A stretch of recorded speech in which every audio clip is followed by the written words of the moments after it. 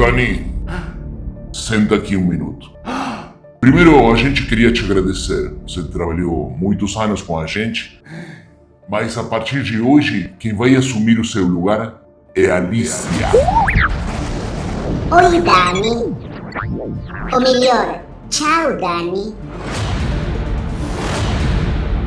Ontem eu tive esse pesadelo. E talvez o pior é que esse pesadelo seja mais real do que parece. Porque a pergunta não é se a inteligência artificial vai mudar o mercado de trabalho. Isso já está acontecendo. A pergunta é outra. Quando ela chegar no seu trabalho, o que vai sobrar de você? Pense no seu trabalho hoje. Quantas coisas que você faz são repetitivas? Quantas coisas seguem o mesmo padrão? Quantas coisas você faz meio que no automático? Sei lá, pesquisar, responder e-mails, fazer relatório, revisar texto, montar apresentações, atender clientes. Agora, imagine uma máquina fazendo isso tudo mais rápido, sem se cansar, sem pedir aumento, sem férias, sem mau humor, sem entrar no TikTok no meio do expediente, sem reclamar do chefe. É desconfortável falar isso?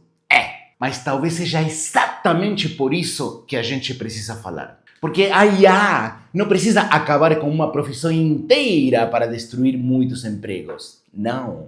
Ela só precisa fazer com que uma empresa precise de menos gente. Esse é o ponto. Talvez não acabe com um advogado, mas um escritório na Paulista que precisava de 20 advogados júnior, talvez agora passe a precisar de 6. Talvez não acabe o atendimento ao cliente. Mas pensa comigo, uma central com 200 atendentes, talvez agora uma sala com 30 supervisando bots já dê conta. E antes que alguém diga que eu sou contra a tecnologia, jamais. Eu nunca vou ser. Quem quer voltar nos 1500 sem eletricidade, sem antibióticos, sem carro? Eu não quero.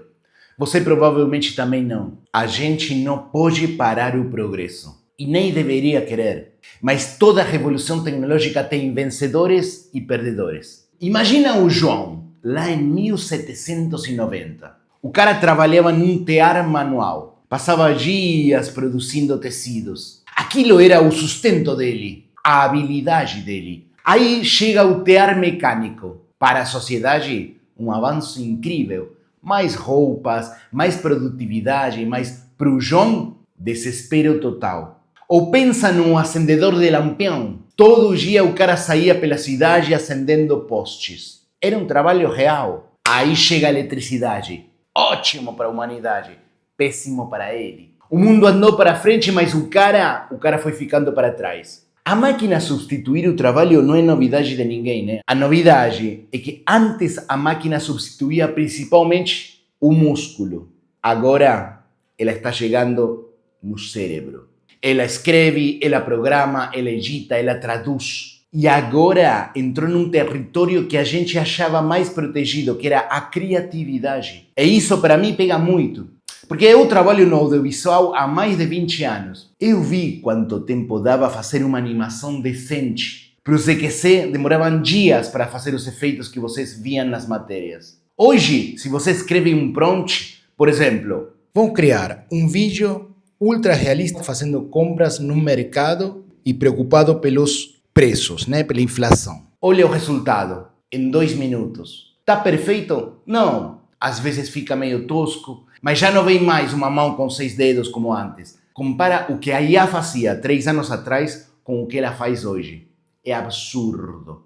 E ela tem uma vantagem que nenhum humano tem. Ela pode tentar milhões de vezes, sem se cansar, sem ficar ofendida, sem perder a autoestima. Ela tenta de novo, e de novo, e de novo, até achar o ponto que você quer. E para muita empresa, isso já basta. Porque nem sempre a IA precisa ser melhor que o melhor profissional. Às vezes, ela só precisa ser boa o suficiente e muito, muito mais barata.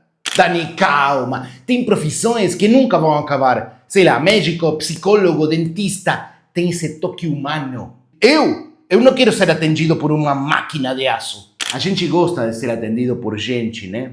A gente quer empatia, olho no olho, quer contar a nossa história. Só que aqui vem uma coisa meio perturbadora. O robô não precisa ter sentimentos. Ele só precisa agir como se tivesse sentimentos. Ele precisa lembrar seu nome, lembrar seu histórico, responder com calma, não estar de mau humor, sério, fechado, não atender correndo porque quer ir embora para casa, não esquecer informações importantes porque dormiu mal. Você é Danilo? Não, Daniel. Não, Miguel. E talvez para muitas tarefas isso seja o suficiente. A conexão de empatia não precisa ser real para funcionar, ela só precisa parecer real. A comparação de verdade é entre uma máquina cada vez melhor e um ser humano cada vez mais cansado, mais caro, mais emocional, mais distraído, limitado. Dói falar disso. E aí vem a pergunta que você se deveria fazer hoje. Não daqui a 5 anos. Hoje, no teu trabalho,